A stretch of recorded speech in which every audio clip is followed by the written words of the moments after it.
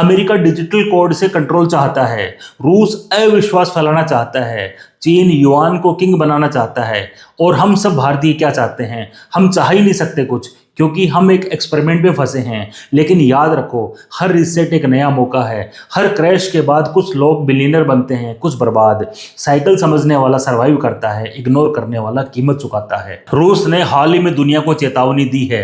America चुपके से दुनिया की नजर से बचकर अपने $37 ट्रिलियन के विशाल कर्ज को खत्म करने की साजिश रच रहा है। और ये सब कोई पुरानी चाल नहीं है, ये सब होने जा रहा है क्रिप्टो, गोल्ड और ब्लॉकचेन के गुप्त रास्ते से।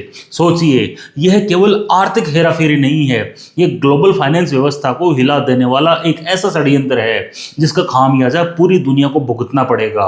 अगर आपने कहीं भी निवेश किया है जहां अमेरिकी डॉलर का इस्तेमाल होता है, या आपका कोई भी निवेश अमेरिका से जुड़ा है, तो अब सब कुछ एक बहुत बड़े खतरे में आ सकता है। ये रीसेट सीधे सीधे आपकी जिंदगी को प्रभावित कर सकता है। इसीलिए इस वीडियो के अंत तक बने रहिए, क्योंकि हम समझेंगे कि ये क्रिप्टो रीसेट प्लान क्या है, ये दुनिया में कैसे सामने आएगा, और इसके आफ्टर शॉक्स भारत पर क्या होंगे। आइए हम अपनी जिंदगी में होने वाले इस सबसे बड़े वित्तीय दांव का खुलासा करें। पहले समझते हैं कि ये $37 ट्रिलियन का विशाल कर्ज आखिर बना कैसे, और अमेरिका को इतना पैसा दिया किसने। देखिए, एक अर्थव्यवस्था एक कंपनी की तरह होती है, बिल्कुल वैसा ही सिस्टम, बस बड़े स्केल पर। एक कंपनी की ही तरह एक अर्थव्यवस्था का भी अपना बजट होता है। उसे हेल्थ केयर, शिक्षा, रक्षा और न जाने कितनी सामाजिक योजनाओं पर खर्च करना पड़ता है। अब सवाल ये है, पैसा आता कहाँ से है? सबसे पहला सोर्स होता है टैक्स। इसीलिए सरकार पैसा जुटाती है डायरेक्ट टैक्स और इनडायरेक्ट टैक्सेस के माध्यम से। दूसरा स्रोत होता है फीस, यानी जनता को दी जाने वाली सेवाओं के बदले में सरकार जो शुल्क वसूलती है, वही उसकी कमाई का दूसरा बड़ा जरिया बनता है, जैसे कि जमीन की रजिस्ट्री। तीसरा सोर्स होता है पेनल्टी, यानी जुर्माने। मान लीजिए आपने ट्रैफिक सिग्नल तोड़ दिया, तो जो पैसा आप जुर्माने के रूप में भरते हैं, वह भी सरकार इन तमाम योजनाओं और कार्यक्रमों में लगाती है। लेकिन अगर इन सब से भी खर्च पूरे नहीं होते, तो सरकार को बाकी रकम पूरी करने के लिए कर्ज लेना पड़ता है। अब अगर हम कर्ज की बात करें, तो अमेरिका पर $37 ट्रिलियन का विशाल ऋण चढ़ा हुआ है, और इस कर्ज के 4 बड़े उधारदाता हैं जो सबसे ज्यादा पैसा अमेरिका को देते हैं। पहला उधारदाता है अमेरिका के अपने ही लोग और उसकी अपनी कंपनियां, जो पूरे कर्ज का लगभग 40% हिस्सा अपने पास रखती हैं। यानी $37 ट्रिलियन में से करीब $15 ट्रिलियन तो लोकल जनता और लोकल कंपनियों का पैसा है। दूसरे नंबर पर आते हैं विदेशी देश, जो अमेरिका को भारी मात्रा में पैसा उधार देते हैं। यानी भारत, चीन, जापान जैसे देश जो अमेरिका को पैसा उधार देते हैं, और यह हिस्सा है कुल कर्ज का 24%, यानी $9 ट्रिलियन। तीसरे नंबर पर आती है अमेरिका की अपनी संस्थाएं, जैसे पेंशन फंड, बैंक और विभिन्न वित्तीय संस्थान, जो सरकार को बड़ी मात्रा में कर्ज उपलब्ध कराते हैं। कुल $37 ट्रिलियन के कर्ज में से 20% हिस्सा, यानी लगभग $7.4 ट्रिलियन अमेरिका की इन्हीं संस्थाओं का उधार है। और जब इन सब के बाद भी सरकार को पैसा चाहिए होता है, जब हर दरवाजा खटखटाने के बाद भी कमी रह जाती है, तब आखिरी सहारा बनकर सामने आता है फेडरल रिजर्व। और इस मामले में कुल कर्ज का 16%, यानी $5.8 ट्रिलियन फेडरल रिजर्व ने सरकार को उधार दे रखा है। और यह कर्ज फेडरल रिजर्व असल में पैसे छापकर बनाता है। सचमुच नोट छापे जाते हैं और उसी ताजा छपे पैसों को अमेरिकी सरकार को उधार दे दिया जाता है। यानी यह $5.8 ट्रिलियन एक ऐसा पैसा है जो पहले कहीं नहीं था। यह तो मानो जादूगर की तरह हवा से अचानक प्रकट हुआ।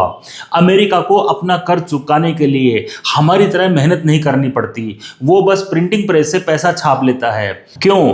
क्योंकि 1944 में पूरी दुनिया ने एक समझौता किया था, ब्रेटन वुड्स समझौता। उसमें तय हुआ था कि अमेरिकी डॉलर को सोने से जोड़ा जाएगा। यानी कोई भी देश चाहे तो अपना डॉलर अमेरिका को देकर उसकी कीमत के हिसाब से सोना ले सकता था। लेकिन 1971 में अमेरिका ने खुद ही कहा, बस अब बहुत हुआ, अब से डॉलर को सोने से नहीं जोड़ेंगे, और उसने इस समझौते से खुद को बाहर कर लिया।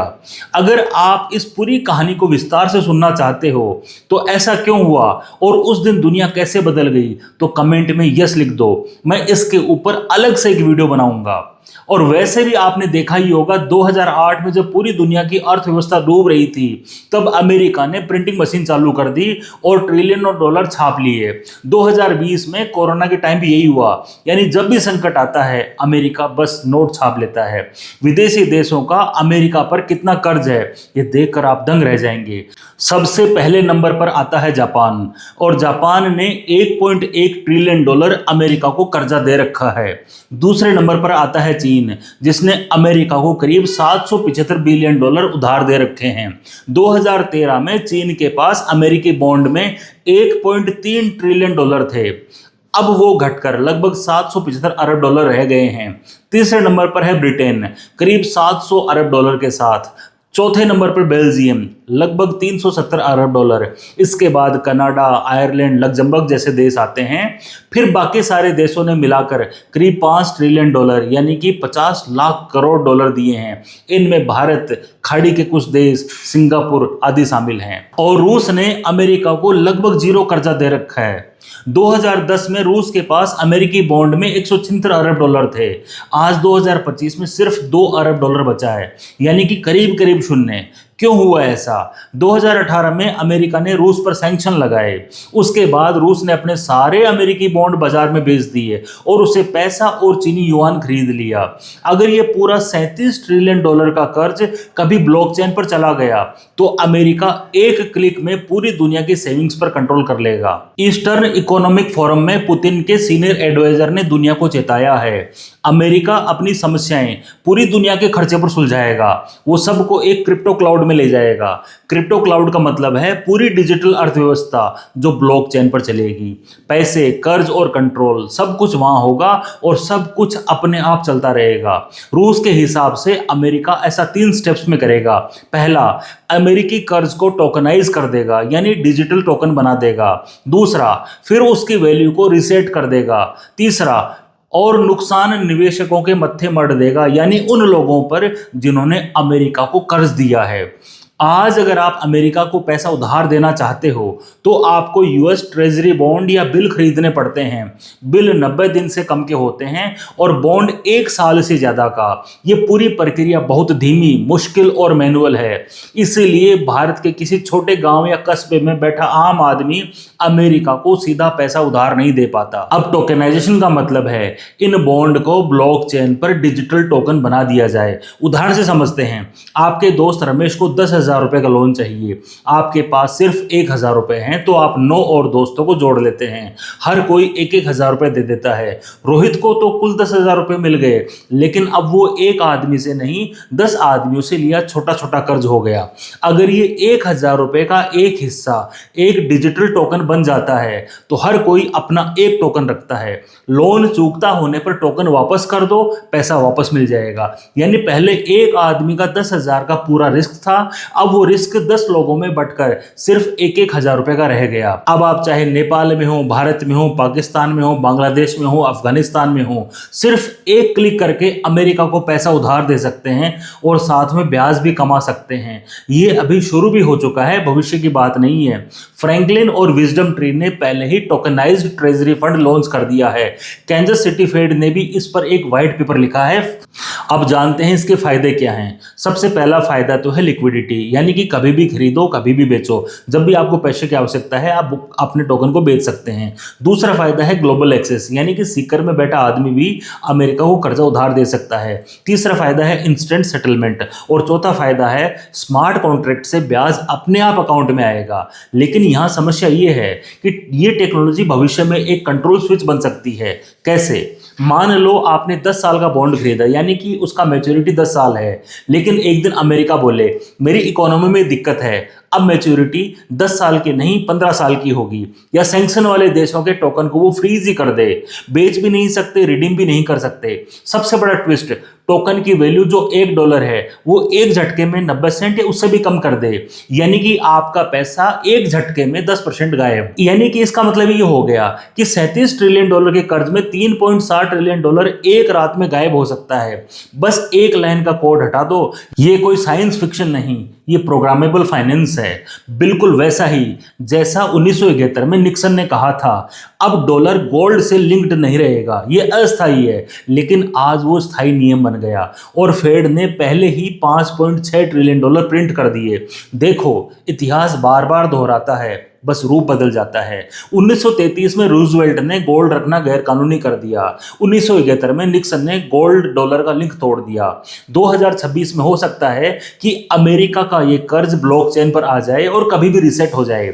हर बार एक ही चीज रहती है, आम जनता हारती है, सिस्टम रीसेट हो जाता है। अब समझते हैं कि अमेरिका को असल में रीसेट क्यों चाहिए। फैक्ट्स देखो, अमेरिका का कुल कर्जा 37.2 ट्रिलियन डॉलर है, यानी कि सालाना ब्याज 1.04 ट्रिलियन, औसत रेट 4.4%।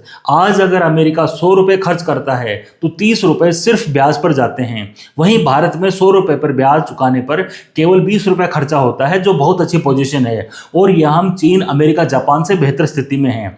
देखो, जब हम होम लोन लेते हैं तो सोचते हैं कि EMI हमारी कमाई का 40% से कम हो। देश के केस में अगर 30% ब्याज जा रहा है तो बहुत रिस्की है, इसलिए गोल्ड बैक डिजिटल डॉलर का आइडिया बढ़ रहा है। ट्रंप और कंजर्वेटिव इकोनॉमिस्ट इसका समर्थन कर रहे हैं। अगर ये हकीकत बने तो 1971 के बाद सबसे बड़ा मॉनेटरी शिफ्ट होगा। अब इसका असर क्या होगा हम भारतीयों पर? सबसे पहले रुपए में भारी वॉलेटिलिटी आएगी, फॉरेक्स मार्केट अस्थिर हो जाएगा। दूसरा, गोल्ड की कीमत तेजी से बढ़ सकती है। कई बड़े बैंक ये भविष्यवाणी कर रहे हैं, मॉर्गन स्टैनली जैसे इंस्टीट्यूशंस भी। तीसरा, भारत भी अपना लोन टोकनाइज कर सकता है। चौथा, इन्फ्लेशन यानी महंगाई बढ़ सकती है क्योंकि इंपोर्ट महंगा हो जाएगा।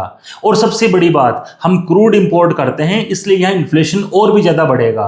पांचवा, जॉब मार्केट पर इनडायरेक्ट असर।